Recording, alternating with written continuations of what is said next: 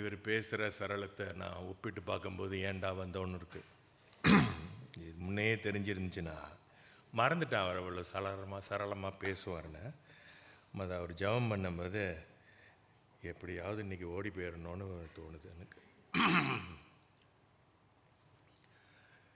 என்னுடைய spiritual life ஆவியிலே வளர்ச்சி கொண்டதும் அதுக்கு அஸ்திவாரமாக இருந்ததும் தமிழ் சபை தான்.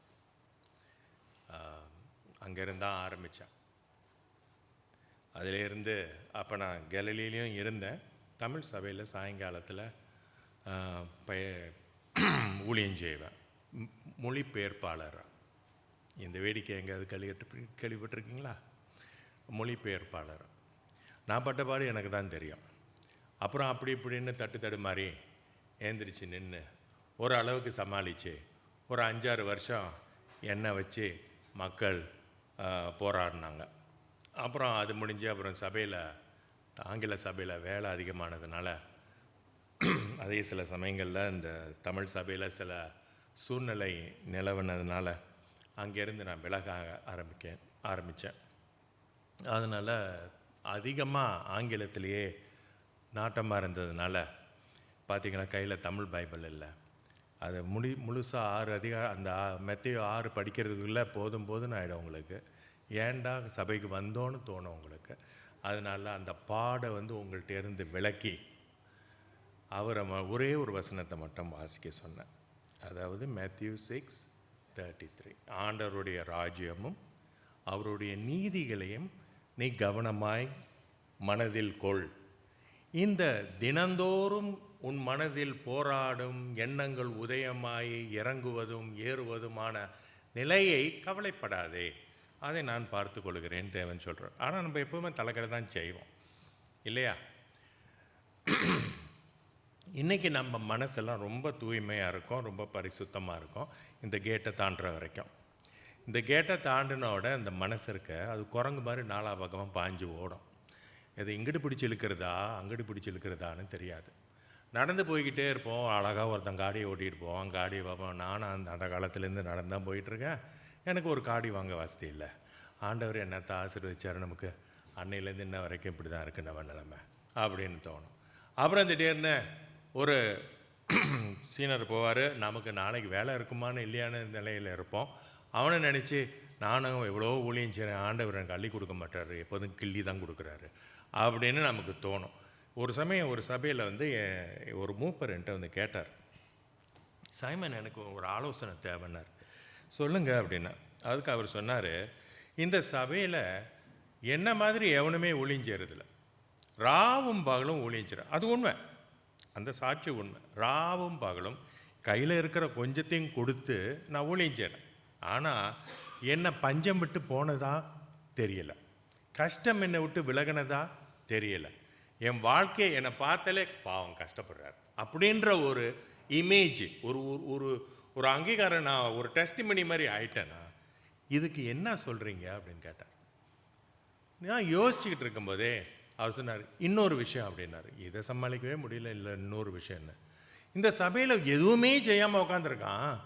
அவன் வருஷம் காடி மாற்றுறான், வீடு பெருசாக வாங்குகிறான், பல ஊரை சுற்றி பார்க்குறான். அவன் பாரு உடல் நலமாக சூப்பராக இருக்குது. அப்போ இதில் என்ன நமக்கு புரிஞ்சுக்கிறதுன்னு அவர் என்னை கேட்டார். இது நம்ம எப்படி பதில் சொல்கிறது?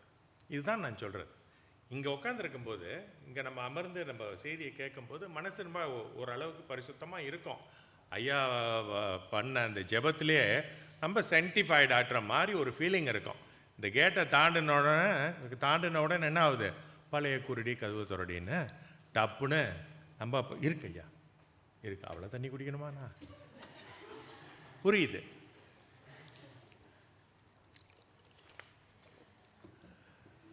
எரேமியா 17ஆம் அதிகாரத்தில் 9வது வசனமா, there is nothing more wicked than a human heart, இல்லையா? மனுஷனோட மனம் மாதிரி ஒரு கோளாறானது ஒன்று கிடையாது. அதுக்கு வேற ஒரு வார்த்தை அவங்க பாய்க்கிறாங்க, 2 வகையான வார்த்தைகள் யூஸ் பண்ணுறாங்க. அந்த இருளடைந்த அந்த மனம், நம்ம ரட்சிப்புகளை வந்தால் கூட அந்த மனசு இன்னும் அந்த ஃபாலன் நேச்சரில் தான் ஆப்ரேட் ஆகுது. அப்பப்போ நல்லா இருக்கும், மறுபடியும் போயிடும். அதை நம்ம மனசில் வச்சுக்கிட்டு இந்த 6ஆம் அதிகாரத்தை பார்க்குறோம். இந்த 6ஆம் அதிகாரத்தை பார்க்கும்போது சில விஷயங்களை தேவன் அவருடைய சீஷர்களுக்கு சொல்கிறார். அப்போ அவர் என்ன சொல்கிறாரு, அந்த காலகட்டத்தில், இயேசுவின் காலகட்டத்தில் ஒரு மனுஷன் ஸ்பிரிச்சுவல் மேன், அதாவது தேவனுக்கு பயந்து வாழுகின்ற அடக்கம் ஒடுக்கமான ஒரு நல்ல ஒரு மனுஷன்னா அவன் 3 காரியங்களை அவன் செயல்படுத்துவான். நீங்கள் முதல்ல பார்க்கலாம். அதாவது அன்னதானம் பண்ணுற மாதிரி, கஷ்டம் உள்ளவங்களுக்கு கொடுக்குறவன் மாதிரி, தாராள மனசு அப்படின்னு சொல்கிறாங்களே, கொடுத்துற கை சவந்து போச்சு அப்படின்றாங்களே, அந்த மாதிரி ஒரு தயவான ஒரு மனது கொண்ட ஒரு மனுஷன். அப்படி ஒரு மனுஷன் ஏழைகளுக்கும் கஷ்டத்தில் உள்ளவங்களுக்கும் உதவி செஞ்சால் அவன் ஸ்பிரிச்சுவல், என்ன சொல்லுவீங்க, ஆவிக்குரிய மனுஷன். அது ஒரு அடையாளம். 2வது அடையாளம் என்னன்னா, அவன் ஜெபத்தில் இருப்பவன். இல்லையா? நீங்கள் ஒத்துக்கிறீங்களா? நம்ம கிறிஸ்டியன்ஸ் என்ன செய்கிறோம், நம்ம கிறிஸ்துவர்கள் ஜெபம் நம்மளுடைய மூச்சு மாதிரி இல்லையா? அதை நம்ம செய்யறோம். அப்போ அது 2வது அடையாளம்.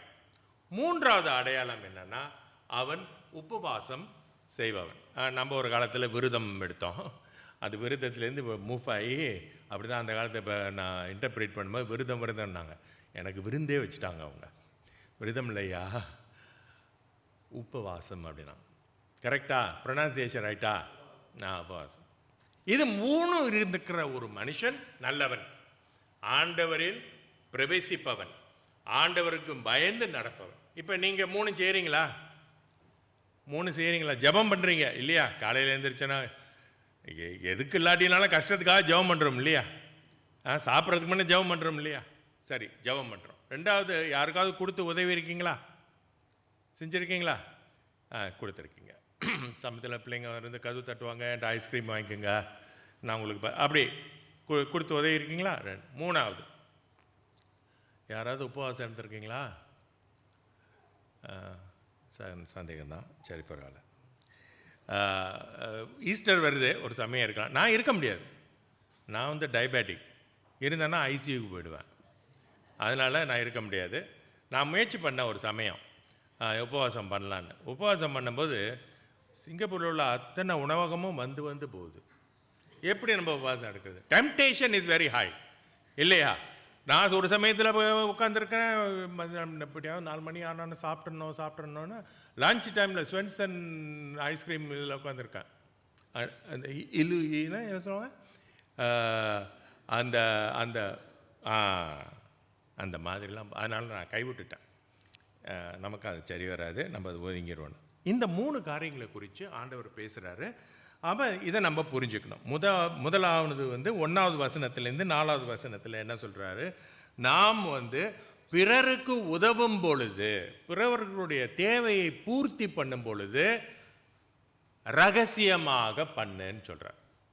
பேனர் போட்டு பண்ணாதேன்னு சொல்கிறார். இல்லை, இப்போ பாலிட்டிஷியன் என்ன பண்ணுறாங்க, ஏதாவது ஒரு நல்லது செஞ்சாங்கன்னா அவங்க பேனர் போட்டுருவாங்க. அப்போ தான் அடுத்த எலெக்ஷனில் நம்ம ஜெயிக்கலாம் அப்படின்றதுக்காக எல்லாம் வெளிப்படையாக பண்ணுவாங்க. அதனால் நம்ம யாருக்காவது ஒரு உதவி செஞ்சோம்னா அதை ரகசியமாகவும் அடக்கமாகவும் செய்யணும். நான் இன்னாருக்கு இவ்வளோ கொடுத்தேன், அவருக்கு இன்னது செஞ்சேன் அப்படின்னு அந்த மாதிரி கொடுக்கக்கூடாது. என்றைக்கே ஒருத்தவங்களை உதவி செய்யும் பொழுது அந்த பிரதிபலன் எதிர்பார்க்காம செய்யணும். உங்களால் கொடுக்க முடியலன்னா கொடுக்காதீங்க. கொடுக்கும்போதே சொல்லாங்க, எனக்கே இல்லை இருந்தாலும் நான் உனக்கு கொடுக்குறேன் அப்படிலாம் சொல்லி கொடுக்கக்கூடாது இல்லையா? முழு மனதோடு நம்ம யாருக்கும் உதவி செய்யணும். அதே சமயத்தில் ரகசியமாக அந்த காலத்தில் என்ன செய்வாங்கன்னா, அந்த பாரிசீஸ் இருக்காங்களே, அந்த சபை தலைவர்கள் இருக்காங்களே, அவங்க யாருக்காவது ஒரு நன்கொடை செய்யணும்னா எல்லா மக்களும் இருக்கிற இடத்துல பொதுவான ஒரு இடத்துல இருந்து தான் செய்வாங்க. அப்போ தான் மக்கள் பார்ப்பாங்களாம், பாரு எவ்வளோ ஒரு ஆவியில் உள்ள ஒரு மனுஷன், ஆண்டவருக்கு பயந்த மனுஷன் அப்படின்ற ஒரு பாராட்டு பெறுன்றதுக்காக அப்படி செயல்படுவாங்க. அந்த மாதிரி செய்யாதீங்க. உங்களுடைய வலது கை கொடுக்கும் பொழுது இடது கை தெரியக்கூடாது இல்லையா? அந்த அளவுக்கு ரகசியம். அது என்ன அர்த்தம் தெரியுமாங்க? எப்படிங்க வலது கை கொடுக்கும்போது இடது கை அது கண்ணா இருக்கு, அதுக்கு என்ன சொல்றாங்கன்னா, நீங்களே மறந்துடணும். நீங்க இன்னாருக்கு உதவி செய்தீங்க என்பதையே நீங்க மறந்துடணும். அதை நீங்க ஒரு ஸ்லேடில் எழுதி வச்சுக்கோ, இத்தனாம் தேதி இவருக்கு ஒரு 500 வெள்ளி கொடுத்தேன், இத்தனாம் தேதி நான் ஒரு பையனுக்கு ஒரு படிப்புக்கு வசதி பண்ணேன். அந்த மாதிரி நீங்க பண்ணக்கூடாது. அவ்வளவு அடக்கமா செய்யணும். இருந்தாலும் சில சமயங்கள்ல இந்த சகோதரி அந்த சகோதரி கிட்ட சொல்லுவாங்க, இன்னார் அவங்களோட குடும்ப கஷ்டத்துக்காக கொடுத்தாங்க, ஆண்டவருக்கு ஸ்தோத்திரம் அப்படின்னு சொல்றாங்க. அப்ப என்ன ஆச்சு? விளம்பரம் ஆயிடுச்சா? இல்லை. இப்ப நீங்க மெய்யான நீதி, கர்த்தருக்குள் மெய்யான நீதின்னு சொல்லலாம். கர்த்தருக்குள் மெய்யான ஐஸ்வர்யம், செல்வம் இல்லையா, ட்ரெஷர். இதுல என்ன போட்டிருக்குன்னா, இந்த மக்கள், இந்த சபையை சேர்ந்த மக்கள் செய்த நல்ல காரியம் எல்லா சபைகளுக்கும் விளம்பரமாச்சு. சில சமயங்கள்ல நாம் செய்கின்ற காரியங்கள் மெய்யாகவே ரகசியமா இருக்காது. யாராவது சொல்லுவாங்க இல்லையா? இன்னொரு வசனமும் இருக்கு, எப்பெல்லாம் நமக்கு வாய்ப்பு கிடைக்குதோ அப்பெல்லாம் நாம் நம் பிறருக்கு நன்மை செய்யணும். குறிப்பாக சபைக்குள் இருக்கின்றவர்களுக்கு தேவனு கேட்டா அவங்க தான் ஃபர்ஸ்ட் ப்ரையாரிட்டி இல்ல? Same household of faith. Opportunity எப்பெல்லாம் வாய்ப்பு தேவன் நமக்கு கொடுக்கும்போது, நம்ம சில சமயங்களில் யாராவது பண உதவி கேட்பாங்க வெளியில் இருக்கிறவங்க. ஆனால் நீங்கள் கொடுக்கும்போது பார்த்து தான் கொடுக்கணும். ஏன்னா சில சமயங்கள் அது மெய்யான ஒரு தேவையாக இருக்காது. ஸோ அது ஆண்டவரை நீங்கள் நிர்ணயிச்சுக்கணும் எது சரியாக வருதுன்னு. ரெண்டாவது மக்கள் கொடுக்குறது. இது ரெண்டுமே நம்ம பார்க்கும்போது நம் செய்த காரியங்கள் பிறருக்கு தெரிய வந்துச்சுன்னா அது தப்பு கிடையாது இல்லையா? அது தப்பு கிடையாது. ஏன்னா அது ஒரு நல்ல ஒரு சாட்சி. அவங்க கொடுக்கறத பார்த்து இன்னொருத்தவங்க என்ன நினைப்பாங்க, சரி நம்மளும் அப்படி செய்வோம். இந்த ஊழியத்துக்காக அவர் உதவி செஞ்சிருக்காரு, இந்த இந்தியாவோட ஊழியத்துக்கோ இதுக்கோ ஒரு நன்கொடை கொடுத்துருக்காரு, நம்மளும் ஏதோ நம்மளால முடிஞ்சதை கொடுப்போம் அப்படின்னு ஒரு அந்த சாட்சி சிலரை ஊக்குவிக்கும். அது தப்பு கிடையாது. இப்போ என்ன பிரச்சனைனா உங்க மனசு, உங்களுடைய மனசு என்ன நோக்கத்தோடு நீங்கள் கொடுத்தீர்கள். ஒரு சமயத்தில் 1989 எங்கள் சபை பிளவுபட்டுச்சு. பிளவுபட்ட போது நான் நடுவில் மாட்டிக்கிட்டேன். எப்போதும் நம்ம நிலைமை அப்படி தானே, நடுவில் மாட்டிக்கிட்டு இங்கிட்டும் இல்லாமல் அங்கிட்டும் இல்லாமல் முழிச்சிக்கிட்டு இருந்தேன். அப்போ இந்த சைடில் உள்ளவர் சொன்னார், அவர் மூப்பர் செல்வந்தர், டாக்டரு, பெரிய அளவுக்கு வசதி உள்ளவர், பல தலைமுறைகள் உட்காந்து சாப்பிட்ற அளவுக்கு வசதி உள்ளவர்னா பார்த்துங்களேன். அவர் என்னை கை கூப்பி வளர்த்து விட்டவர். படிக்கிறதுக்கு உதவிக்கு நான் சாதாரண ஒரு குடும்பத்துலேருந்து வந்தவன். எனக்கு கை கொடுத்து ஒரு நிலைக்கு கொண்டு வந்த மனுஷன். அப்போ அந்த மனுஷன் என்கிட்ட சொல்கிறாரு ஒரு நாள், சைமன் நீ இங்கிட்டா அங்கிட்டான்னு தெரியாமல் தத்தளிக்கிற, நான் ஒன்று சொல்லட்டுமா அப்படின்னா, உனக்கு ஒருத்தர் ஒரு ஸ்பெஷல் டியூஷன் கொடுக்குறாரு. அப்போ நான் வேதாமா கல்லூரியில் படிச்சுக்கிட்டு இருக்கேன். அப்போ ஒரு சமயம் ஒரு ப்ரொஃபஸர் என்கிட்ட சொல்கிறாரு, உன்னை நான் தனிப்பட்ட ரீதியில் டியூஷன் கொடுக்கணும், உன்னை நான் பில்ட் பண்ணணும், இந்த எப்படி வேதாங்கமத்தை அறிஞ்சு கொள்வது அப்படி. அப்போ நான் ரொம்ப ஆச்சரியப்பட்டேன். நான் ஒரு சர்வசாதாரண ஒரு மாணவன், என்னை விட ஸ்டூடெண்ட்லாம் இருக்கும்போது என்ன ஒரு சாதாரண பிசி ஸ்டூடெண்ட் கூப்பிட்டு இந்த மனுஷன் இந்த அளவுக்கு அங்கீகாரம் கொடுக்குறாரு அப்படின்ட்டு ரொம்ப பெருமையாக இருந்துச்சு எனக்கு அந்த சமயத்தில். அப்போ கொஞ்ச நாள் படிச்சுக்கிட்டு இருந்தேன் அவர்கிட்ட. கிளாஸ்லாம் முடிஞ்சு மத்தியான நேரத்தில் லைஃப் சர்ச்சில் படிச்சுக்கிட்டு இருந்தேன் அவர்கிட்ட. அப்போ அதை அவர் மேல்கோள் காட்டி, யார் இந்த மூப்பர், அதை மேல்கோள் காட்டி அவர் சொல்கிறாரு, இதெல்லாம் ஏற்பாடு பண்ணது நான் தான். அப்ப நான் இல்லையா? என்கிட்ட ஏதோ ஒரு திறமை இருக்கு, என்கிட்ட ஏதோ ஒரு ஒரு ஒரு ஏதோ ஒரு அட்ராக்ஷன் இருக்குன்னு நினைச்சுல இவர் என்னை கூப்பிட்டுருக்காருன்னு நினைச்சேன். நேர் பண்ண சபாஸ் தானே அது, இவரோட சிபாஸில் தான் நான் போயிருக்கேன். அப்போ எனக்கு சப்புன்னு போயிடுச்சு அந்த இடத்துல. என்னடா நம்மளோட பெருமையெல்லாம் உடைச்சிட்டாரு கொஞ்ச நேரத்தில். ரெண்டாவது சொன்னார், உன்னை வளர்த்து விட்டவன் நான் தான். இப்போ என்ன அவர் சொல்கிறாரு, அன்னமிட்ட இடத்துல கண்ணமிடாதே. அந்த மாதிரி சோறு போட்டவன் கையை கடிக்காதே.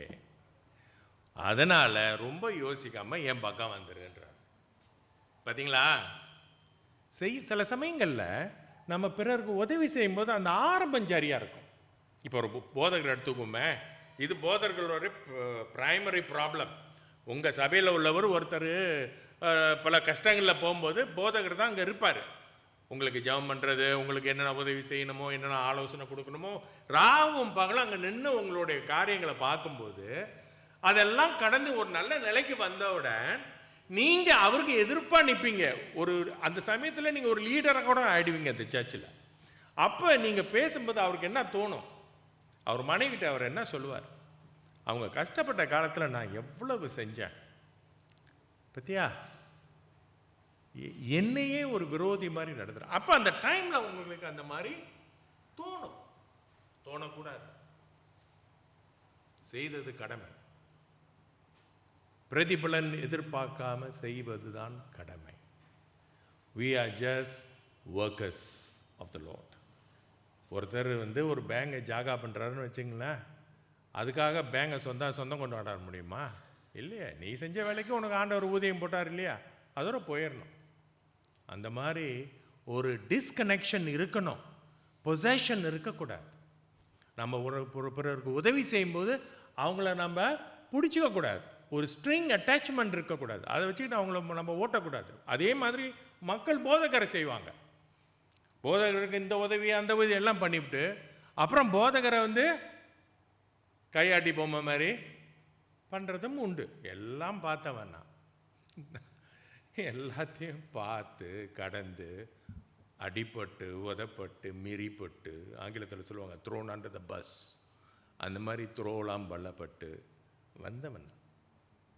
அந்த டெம்டேஷன் இருக்குல்ல, அது நார்மல், அது நீங்கள் வருத்தப்படக்கூடாது. ஆனால் அதை ட்ரீட்மெண்ட் பண்ணணும். புரியுறதா? நம்ம அடிக்கடி நம்ம கலிபரேட் பண்ணணும் ஆண்டவருக்குள். அதாவது பரவாயில்ல விட்டுருவோம்.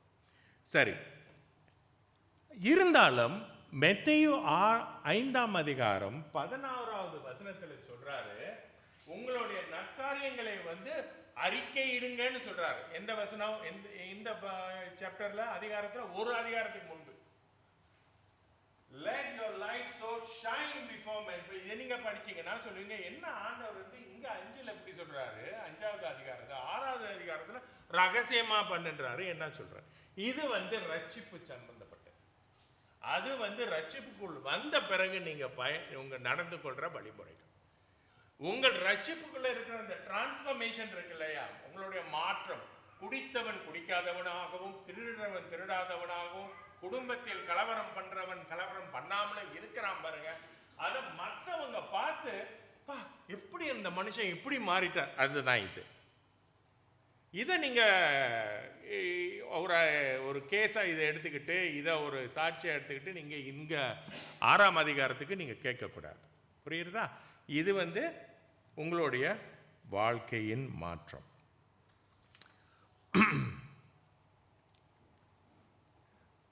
இந்த வசனத்தை பாருங்க, நீதிமொழிகள் 27ஆம் அதிகாரம் 2வது வசனம் என்ன சொல்லுது? Let another man praise you and not your own mouth, and stranger and not your own lips.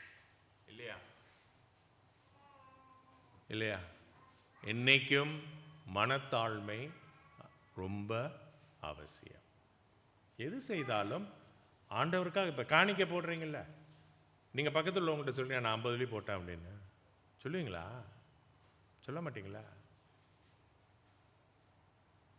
ரகசியமாக தானே போடுறீங்க.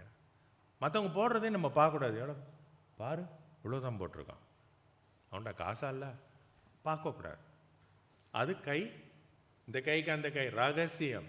ஆண்டவர் என்ன சொல்கிறாருன்னா, நீங்கள் வெளிப்படையாக அறிக்கை பண்ணினீங்கன்னா மக்கள் என்ன சொல்கிறாங்க? ஓ, நல்ல மனுஷன், எவ்வளோ தாராள மனசு, எப்படி.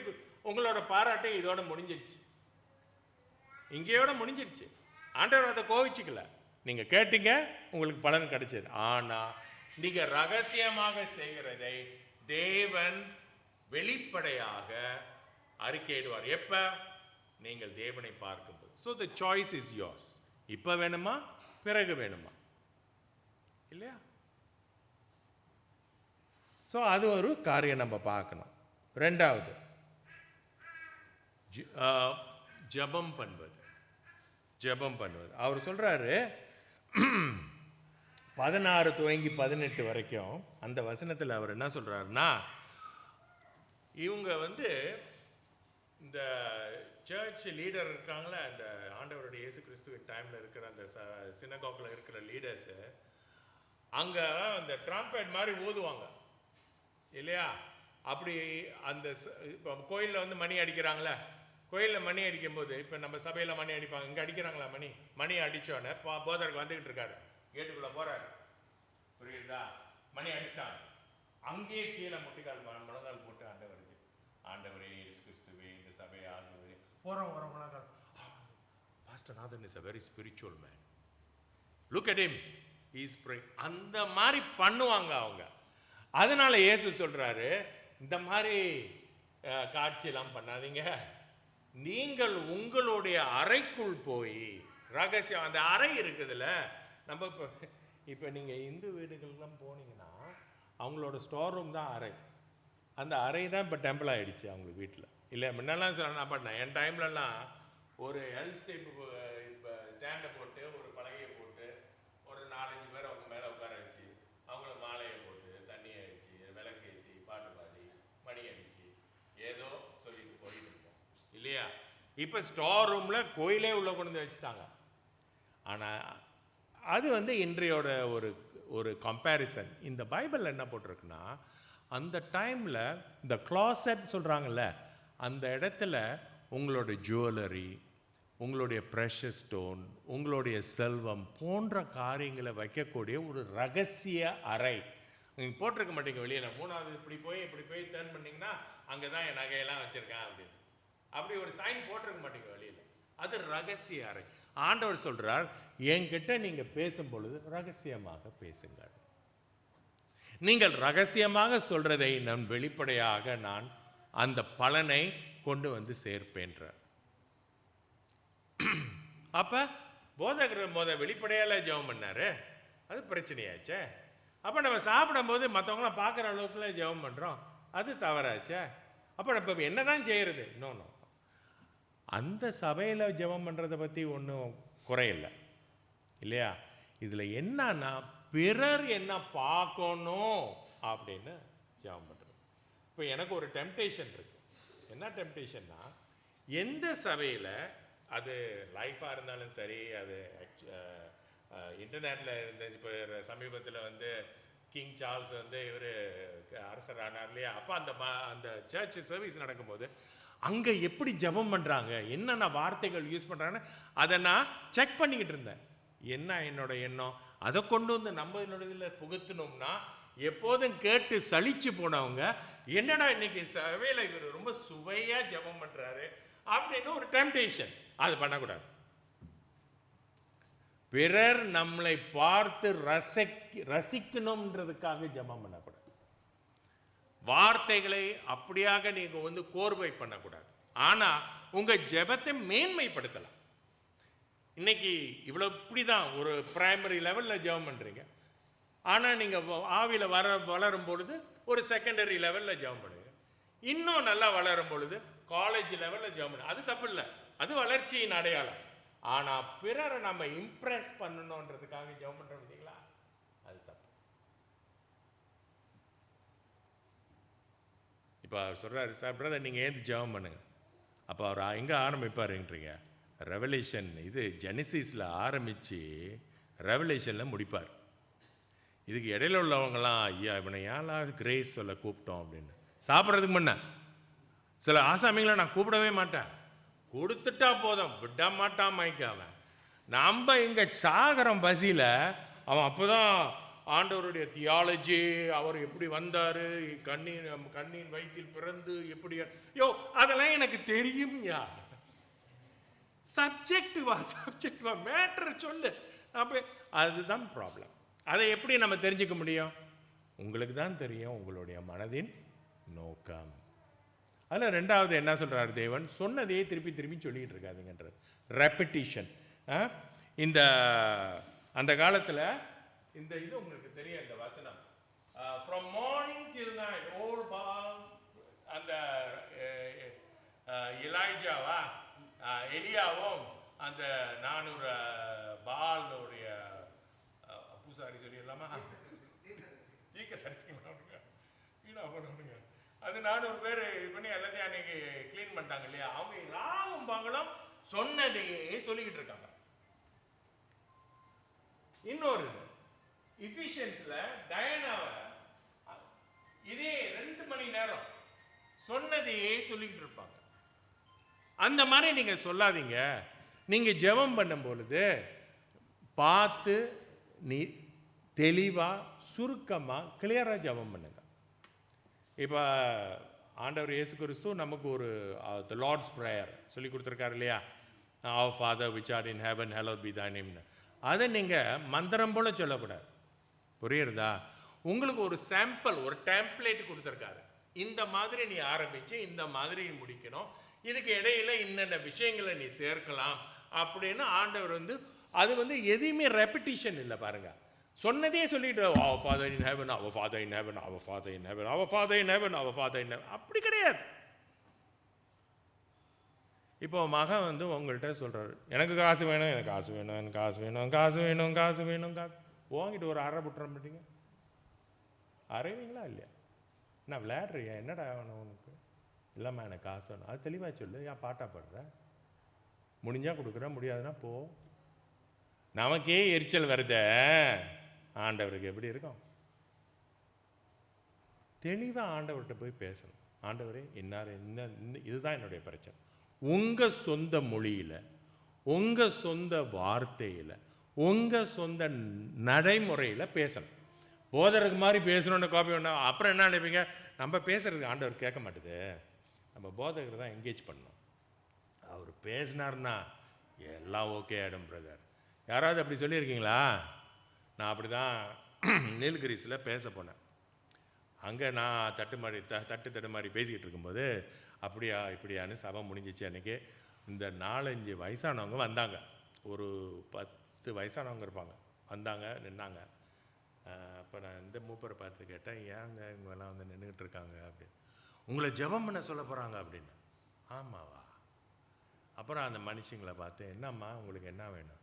எனக்கு ஜெபம் பண்ணுங்க பாஸ்டர், எனக்கு உடம்பு சரியில்லை. அப்படியா? சரி இங்கிட்டு வாங்க. உங்களுக்கு என்ன பிரச்சனை? எனக்கு ஜெபம் பண்ணுங்க பாஸ்டர், தூங்கவே முடியல ராத்திரில். சரி இங்கிட்டு வாங்க. நீங்கள் வாங்க, உங்களுக்கு என்ன பிரச்சனை? அப்படி ஒவ்வொன்றா ஒரு 5-6 வயசான மனுஷங்க எல்லாம் சொன்னாங்க. இதெல்லாம் உங்கள் பாஸ்டர்கிட்ட சொன்னீங்களான்னு? சொல்லியிருக்கோங்க அப்படின்னு. ஆனால் குணமான பாடு இல்லை, நீங்கள் ஜெபம் பண்ணுங்க பாரு. இல்லைம்மா நான் அந்த மாதிரிலாம் ஜெபம் பண்ண மாட்டேன், நீங்கள் போய்ட்டு வாங்க அப்படி. மறுநாள் நான் பிரசங்கம் பண்ணி முடித்தேன், ஒரு மனுஷையும் காணோம். வருவாங்கன்னு நினச்சேன், அவங்களுக்கு நம்பிக்கையே போயிடுச்சு. என்ன போதகர் இவர்? இதுக்கு என்ன பிரச்சனைனா, நான் ஒரு செலிப்ரிட்டி ஸ்பீக்கர். நாளைக்கு நான் போயிட்டேன்னா நீங்கள் உங்கள் பாத்திரம் தானே போய் கேட்கணும் இல்லையா? அவங்களுக்கு என்ன நினைப்புனா, இந்த மனுஷனால் நமக்கு ஒரு அந்த ஏன்னா மைண்ட் தான், அந்த ஹார்ட் இல்லையா? இதுதான் பிரச்சனை. நீங்கள் கேட்டதுக்காக பிரச்சனை இல்லை, நீங்கள் என்ன நோக்கத்தில் கேட்டது தான் பிரச்சனை. அப்போ அந்த பாஸ்டருக்கு மனசு சங்கடமாக இருக்குமா இல்லையா? மறுநாள் போய் சொல்லுவாங்க அது பாஸ்டர்கிட்ட, பாஸ்டர் நீங்களும் தான் ஒரு வாரமாக ப்ரே பண்ணீங்க, ஒன்றுமே இல்லை, அந்த பாஸ்டர் ஒரே நாள் தான் ப்ரே பண்ணார், நல்லா தூக்கம் வந்துச்சு பாஸ்டர். அப்புறம் இந்த ஆள் வேலை செய்வார, வேலையை விட்டு போயிடுவார். இல்லை என்ன மறுபடியும் தான் கூப்பிடுவார்.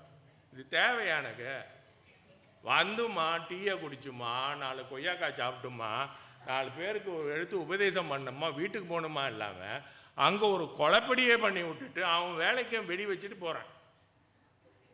புரியுதா? தயவு செய்து இங்கே வெளியூர்லேருந்து ஒரு பாஸ்டர் வந்தார்னா அவர்கிட்ட வரிசை கட்டி நின்றுக்கிட்டு எனக்காக ஜெபம் பண்ணுங்க பாஸ்டர். அப்புறம் இவர் என்ன பண்ணுவார்? இவர் மாடு மேய்க்கவா போவார்? சொல்லுங்கங்க. மைண்ட் அண்ட் யோர் ஹார்ட், அது ரொம்ப முக்கியம். அதை கவனிக்கணும். எதற்காக நம்ம போகிறோம்? அந்த மனுஷன் ஒரு டாக்டர் வச்சுக்கோங்களேன், அவர் ஒரு கண் டாக்டர்னு வச்சுங்களேன். அவர் வந்திருக்காரு, பிரசங்கம் பண்ணுறாரு, அவரை போய் பார்த்தார், எனக்கு இந்த கண்ணு கொஞ்சம் பிரச்சனை, ஓகே. அந்த மாதிரி இவர் கண் டாக்டர் இல்லைல்ல, இவர் ஆவி பிரகாரமான கண் டாக்டர். இவர் மெய்யான சரீரபூர்வமான கண் டாக்டர். அதில் தப்பு கிடையாது. அந்த ஏற்றம் இறக்கம் பண்ணி பார்க்குறோம் பார்த்தீங்களா, அதுதான் தப்பு. அந்த மாதிரி செய்யாதீங்க. அதான் அவருக்கு நன்றி சொன்னேன். எதுக்கு சொன்னேன்னா, என்னுடைய அறிமுக உரையை சுருக்கமாக முடித்து கொண்டதற்காக நன்றி. நமக்கு எதுக்கு அவ்வளவு ஏதாவது அறிமுக உரையெல்லாம் தேவை கிடையாது.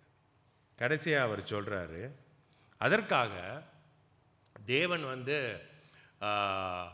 நான் என்ன சொல்கிறாருன்னா, தேவனை வந்து நம்ம இந்த காரியங்களை தெளிவாக நம்ம பார்த்து கொள்ள வேண்டும், மனதை நாம் கவனித்து கொள்ள வேண்டும் என்று சொல்லுகிறார். இப்போ கடைசியாக வந்து கடைசி பகுதியை நம்ம பார்க்குறோம். 19 24 வரைக்கும் நம்ம பார்க்குறோம். மார்ட்டின் லூத்தர் இதை சொன்னார். அவர் என்ன சொன்னார்னா, ஒரு மனுஷனோட மனசு வேணா மாறுமே தவிர அவனோட wallet மாறாதுன்றார். There is conversion in his heart, but there is no conversion in his wallet. அந்த கெஞ்ச பிடிச்சவன் இருக்கானே, அவன் ரட்சிப்புக்குள்ள வருவான். ரட்சிப்புக்குள்ள இருந்தாலும் கெஞ்சவனாக தான் இருப்பான். அப்படிலாம் இருக்காங்க. இப்போ மார்ட்டின் லூத்தர் சொல்கிறாரு, செல்வம் என்பது வந்து எல்லாருக்கும் அது மேலே ஒரு பற்று, அது மேலே ஒரு தீவிரமான ஒரு காதல்னு கூட சொல்லலாம். he loves money இல்லையா? மணி யாருக்கு தான் வேண்டாம்? இப்போ அவருக்கு நான் பாசல எனக்கு காசே வேண்டாம், நான் பிச்சை எடுக்கிறேன் நான் சொல்கிறாரு. எல்லாருக்கும் கொஞ்சம் கூட காசு இருந்தால் நல்லா தான் இருக்கும். ஆனால் காசே நம்மளுடைய வாழ்க்கையின் குறிக்கோளாக இருக்கக்கூடாது. அது நமக்கு ரொம்ப தேவை. அதனால தான் தேவன் சொல்கிறார், நீங்கள் வந்து ஆண்டவருடைய ராஜ்யத்தையும் நீதியையும் தேடுங்கள், இதை நான் பார்த்து கொள்கிறேன். லில்லி, இந்த மலர், செடி, கொடி, புல்லில் வளர்கிற பூக்கள், இவைகளெல்லாம் எவ்வளவு சிறப்பு. சாலமனோட ஒப்பிட்டு பார்க்கும்போது இதுங்களுடைய சிறப்பு இன்னும் அதிகமாக இருக்குது. ஒரு தற்கால ஒரு தாவரங்கள் இல்லையா, அவைகளுக்கெல்லாம் அந்த அளவுக்கு நான் அழகு கொடுக்கும்போது உன்னை நான் பார்த்துக்க மாட்டேனான்றது காரணம் தான் அப்படி சொல்கிறாரு. அங்கே நம்ம வந்து திங்கக்கிழமை ஆயிடுச்சுன்னா நம்ம புலம்ப ஆரம்பிச்சிடுவோம். இந்த பில்லு கட்டணும், அந்த பில்லு கட்டணும், இதுக்கு வரணும், அதுக்கு வேற கொடுக்கணும், பிள்ளைங்களுக்கு ஸ்கூல் ஃபீஸ் கொடுக்கணும். இதுதான் நம்மளுடைய வாரந்தோறும் உள்ள மந்திரம். ஞாயிற்றுக்கிழமை மட்டும்தான் கொஞ்சம் ஓஞ்சி இருக்கும், அப்புறம் திங்கக்கிழமை ஸ்டார்ட் ஆகிடும். இது நம்மளுடைய போராட்டம். ஆனால் தேவன் சொல்கிறார், நீ இந்த உலகத்திலே எவ்வளவுதான் ஐஸ்வர்யம் சேர்த்தாலும் 3 காரியங்கள் வந்து உன்னை தூக்கிட்டு போயிடுது, அதை அழிச்சிடுது. ஒன்று பூச்சிகள், மாத்துன்னு போட்டுருது. இன்னொன்று துரு, ரஸ்ட்னு போட்டுருது. 3வது திருடர்கள், கல்லர்கள் இல்லையா? இந்த ஃபர்ஸ்ட் 2 இருக்குல்ல, முதல் 2 துரு பிடிக்கிறது, நீங்கள் ஒன்றும் செய்யாலும் துரு பிடிச்சிரும் இல்லையா? இன்னொன்று வந்து அந்த பூச்சிகள் வந்து பொருளை அரிச்சிடும். அந்த காலத்தில் வந்து துணிமணிகளுக்கு வந்து எல்லா ரொம்ப விலை உயர்ந்த துணிக்கு வந்து அதில் தான் ஒருத்தனுடைய ஐஸ்வர்யம் என்னன்னு கணிக்க முடியும். அந்த ரீச் மேன் அண்ட் லேசரஸில் கதை சொல்லுவாங்க. அந்த ஆரம்ப கட்டத்தில் சொல்லுவாங்க, he is dressed in purple. Purple வந்து இன்னைக்கு பர்பிள் ரொம்ப கத்திரிப்பு கலர் வந்து ரொம்ப ஈஸி இப்போ கிடைக்கிறதுக்கு இல்லையா? அந்த காலத்தில் ஒரு கத்திரிப்பு கலர் உடையை செய்வதற்கு எத்தனையோ அந்த ஷெல் ஃபிஷ்ன்னு சொல்லுவாங்க இல்லையா, அதை பிடிச்சி அதை ஆய்ஞ்சி அதுலேருந்து புளிஞ்சி எடுத்த அந்த அந்த நிறமாகப்பட்டது தான் அது கிடைக்கிது உங்களுக்கு, அந்த பர்பிள்ன்றது. அதனால் ராயல் ஃபேமிலி, நோபல் ஃபேமிலி தான் அதை யூஸ் பண்ண முடியும். அப்போ அந்த மாதிரியான ஒரு உடையை வந்து எவ்வளோ பத்திரமா பார்த்துக்கோங்க. அப்படி பத்திரமா பார்த்தாலும் இந்த பூச்சிக்கை வந்து சாப்பிட்றோம். moth, rust and thief. நாளைக்கு நீங்கள் எதில் போவீங்க வேலைக்கு? எதில் போவீங்க? பஸ்லையா? யார் எம்ஆர்டியில் போகிறா? யாராவது எம்ஆர்டியில்? இங்கே எம்ஆர்டி இல்லையா? இருக்கா? என்னமோ புதுசாக பார்க்குற மாதிரிங்க சொல்கிறீங்க. கவர்மெண்டே போட்டிருக்காங்க moth, rust, thief, அதான் எம்ஆர்டி அப்படின்னு ஒருத்தர் சொல்ல நான் கேள்விப்பட்டேன். அப்படியே போட்டிருக்கு. அப்போ நீங்கள் நாளைக்கு போகும்போது எம்ஆர்டியில் போகும்போது ஞாபகம் வச்சு, இதுங்க எம்ஆர்டின்னு சொன்னால் இந்த காலத்தில் இருக்கிற செல்வம் எப்படியும் உங்களுக்கு கரைஞ்சி ஓடி போயிடும். ஒரு தீ வரலாம், ஒரு தீ விபத்து ஏற்படலாம், ஒரு வெள்ளம் வரலாம். எப்போ சமயம் படிக்கிறோம் இல்லையா, நம்ம இருக்கிற இந்த நாடு ரொம்ப சிறப்பான நாடு, அதனால நம்மளுக்கு ஒன்றும் போகலை. நீங்கள் மலேசியாவில் இருந்தீங்கன்னா எல்லாம் தண்ணியோட தண்ணியாக போயிடும் இல்லையா? ஆனால் ஒரு நோய் வந்தால் ஒரு டாக்டரை போய் இப்படி பார்த்தோம்னா சேர்த்து வச்சா 50,000 அப்படியே புஷ்குன்னு போயிடும் இல்லையா? பொறப்பா போயிடுங்க. செலவு அந்த அளவுக்கு வருது. ஆனால் தேவன் சொல்றார், நீங்கள் என்னை பாருங்கள், நான் உங்களுக்கு படி அளக்கிறேன் என்று தேவன் சொல்றார் இல்லையா? அதற்காக அந்த உபவாசம் பண்றவங்கள தயவு செஞ்சு நம்மளெல்லாம் உபவாசம் எடுக்கும்போது, விரதம் எடுக்கும்போது, அந்த விரதம் டைமில் தலையெல்லாம் சீவ மாட்டேன், அப்படி போயிட்டே இருப்பேன். அப்போ தான் எல்லாருக்கும் தெரியுமா நான் விரதம் எடுக்கிறேன்னு. தாடியெல்லாம் சேவ் பண்ண மாட்டேன். பார்த்துருக்கீங்களா? இந்தியாவில் ஏதாவது தமிழ் உணவகத்துக்கு போனீங்கன்னா ஒருத்தன் தாடி மீசையோடு வருவான். அப்புறம் நீங்கள் அந்த டைமை ஒப்பிட்டு பார்த்தீங்கன்னா தெரியும், ஓ இது வருதா, இந்த காலகட்டமா, அதனால தான் அவன் விரதம் எடுக்கிறான் அப்படின்னு. ஆண்டவர் சொல்கிறான், நல்லா சீவி சிங்காரிச்சு அழகாக போய் ஒரு சலூனில் போய் முடியெல்லாம் கரெக்ட் பண்ணி நல்லா தெளிவாக சுத்தமாக பர்ஃப்யூம்லாம் அடிச்சுக்கிட்டு பாரு போன்ற அறிக்கை பண்ணாதுன்னு சொல்கிறேன். அது நான் சொல்ல மறந்துட்டேன். ஓகேயா? எங்கேயோ காணோம். A good man leaves, இதில் இன்னொரு வசனம் இருக்கு, எறும்புகளை பார்த்து அதுங்கள்டேந்து படித்து கொள்ளுங்கள். அதாவது தேவனையே பார்த்துக்கிட்டு வேலைக்கு போகாமல் இருக்க முடியாது, கஷ்டப்பட்டு உழைக்கணும். Give me this day our daily ப்ரேயரில் நான் ஜெபம் பண்ணுறோமா இல்லையா? அந்த லார்ட்ஸ் ப்ரேயரில் நம்முடைய கடமையை நம்ம செய்யணும். தேவன் அவர் அந்த நாம் செய்கின்ற அந்த வேலையை ஆசீர்வதிச்சு கொடுப்பார் இல்லையா? ஒரு நல்ல மனுஷன் தன்னுடைய பேர பிள்ளைகளுக்கும் சேர்த்து வச்சிருப்பான். அதனால தான் நான் என்ன செஞ்சேன், என்னோடய வீட்டை விற்றுட்டு, பேர பிள்ளைங்க இன்னும் வரல, கொடுக்குற அளவுக்கு அவ்வளவும் இல்லை. ஸோ இந்த எக்ஸிக்யூட்டிவ் லெட்டர் இருந்தேன்னா அதை விற்றுட்டு இப்போ புக்கே பார்த்தோம்ல 4 room late 5 year old house ஒன்று வாங்கினேன். அதுக்கு 7 லட்சம் வெள்ளி பிடிங்கிட்டான். அப்போ நான் எதுக்கு பண்ணேன்னா, நம்ம ஒரு காலத்தில் டைம் அவுட் ஆகி இப்போ செக் அவுட் பண்ணும் பொழுது அந்த வீட்டை விற்றா அதுங்களுக்கு கொஞ்சம் காசு கிடைக்கும். நான் ரொம்ப பழைய வீடாக வாங்கினேன்னா எனக்கு ஏகப்பட்ட காசு இருக்கும், ஆனால் காசு வந்தால் போயிடும். அதுக்கு கால் இருக்குது, ரெக்கை இருக்குது, நம்ம படத்திலே போட்டிருக்கான்ல, ரெக்கை இருக்குது, பறந்து போயிடும் அப்படி. அதனால் அப்படி பண்ணேன். அது எப்படி தோணுச்சுன்னா, இந்த வசனத்தால் தோணுச்சு. ஒரு நல்ல மனுஷன் தன் பேர பிள்ளைகளுக்கும் சேர்த்து வைப்பானா. அப்பதான் தோணுச்சு, நமக்கு இந்த இடத்துல கோளாறு இருக்கு, இது நம்ம சரி பண்ணணுமே. எங்க போய் பண்றது? சம்பளம் டபார்னு கூட்ட மாட்டாங்க, வேணா குறைப்பாங்க. அப்புறம் தான் தோணுச்சு, சரி நம்மகிட்ட இருக்கிற ஒரே அசெட் கவர்மெண்ட் ஹவுஸ், அதில் நம்ம கொஞ்சம் விஸ்டம் அப்ளை பண்ணி வச்சுருக்கேன்.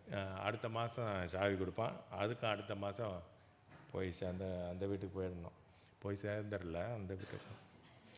ரொம்ப ஆரோக்கியமான ஆலோசனையாக இருக்கீங்களே. சரி, பரவாயில்ல, ரைட்.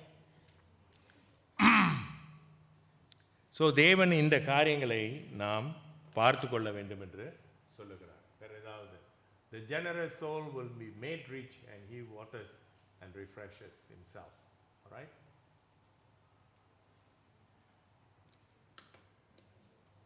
பிரியமானவர்களே, அடிக்கடி நம்ம ஹார்ட் செக்கப் போகணும். அடிக்கடி ஹார்ட் செக்கப் போகணும். எங்கே போகிறது? அடிக்கடி மார்னிங் டிவோஷனோ ஈவினிங் டிவோஷனோ நம்ம பண்ணணும். பண்ணுறீங்களா? எத்தனை பேர் டிவோஷன் பண்ணுறீங்க தினந்தோறும்? கஷ்டம்தான், தினம் பண்ணுறது கஷ்டம்தான் இல்லையா? காலையில் ஏந்திரிக்கிறதே கஷ்டம் இல்லையா? அதை பார்க்கணும், இதை பார்க்கணும், இதை கட்டி வைக்கணும், அதை கட்டி வைக்கணும், இதை கூட்டி வைக்கணும், அதை எடுக்கணும், இதை எடுக்கணுன்றதுக்குள்ளேயே அப்பயும் அப்பா போராட்டம். அப்பா திங்கக்கிழமை உதயம் ஆயிடுச்சுன்னா போராட்டம். சரி, வீட்டுக்கு வந்துட்டு டைம் இருக்கா? இல்லையே, அதை வைக்கணும், இதை வைக்கணும், அதை கூட்டணும், இதை கூட்டணும், இதை கழுவணும், அதை கழுவணும், அது மாதிரிலாம் பண்ண 10 ஆகிடும். எங்கே டிவோஷன் பண்ணுறது? புக்கை திறந்தா தூக்கம் வரும், டிவி திறந்தா பாட்டு வரும், அது தெளிவாக இருக்கும். ஆனால் புக்கை திறந்தா கொட்டாய் வரும். அது எல்லாருக்கும் உள்ளதுதான். நம்ம எப்படி கவர்மெண்ட்டை பார்க்க போகிறோமோ ஹாஸ்பிட்டலுக்கு, ஹார்ட் செக்கப் மிஸ் பண்ணுறோமா?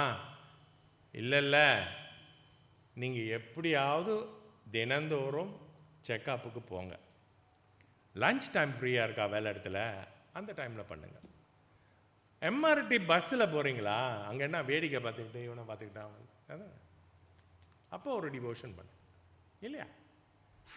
நீங்கள் காலையில் டிவோஷன் பண்ணிங்கன்னா ஈவினிங் நீங்கள் தேங்க்ஸ் கிவிங் பண்ணுவீங்க. ஸ்தோத்திரம் ஸ்தோத்திரம். நீங்கள் காலையில் நீ டிவோஷன் பண்ணலாம், நீங்கள் ராத்திரி வந்து please forgive me Lord, please forgive me Lord, please. ஏன்னா எல்லா இதுவும் தப்பாக இருக்கும். நீங்கள் காலையில் நீங்கள் ஜெபம் பண்ணிட்டே வச்சிங்களேன், அந்த டிவோஷன் பண்ணிங்கன்னா அது உங்களுக்கு நாள் பூரா உங்களுக்கு அது ஒரு கைடாக இருக்கும். அந்த ஹார்ட் ரிதம் இருக்குல்ல, ஒரு நிலையில் இருக்கும். இந்த மனசு அங்கிட்டும் இங்கிட்டுமாக பாஞ்சு ஓடாது. புரியுறதா? தயவு செஞ்சு ஹார்ட் செக்அப் போங்க. சரி, முடிச்சுக்கோமா? அப்பா, ஜெபம் பண்ணுவோம். ஆண்டவரே, வானத்தையும் பூமியையும் சிருஷ்டித்த எங்கள் பரமபிதாவே, இந்த வேலைக்காக ஸ்தோத்திரம். உங்களுடைய உபதேசத்திற்காக ஸ்தோத்திரம். தேவனே, எங்களை வழி நடத்தும், எங்களை ஆசிர்வதியும், எங்களுக்கு ஞானத்தை தாரும், தெளிவை தாரும். யாவும் இயேசு நாமத்திலே ஜெபிக்கிறோம்.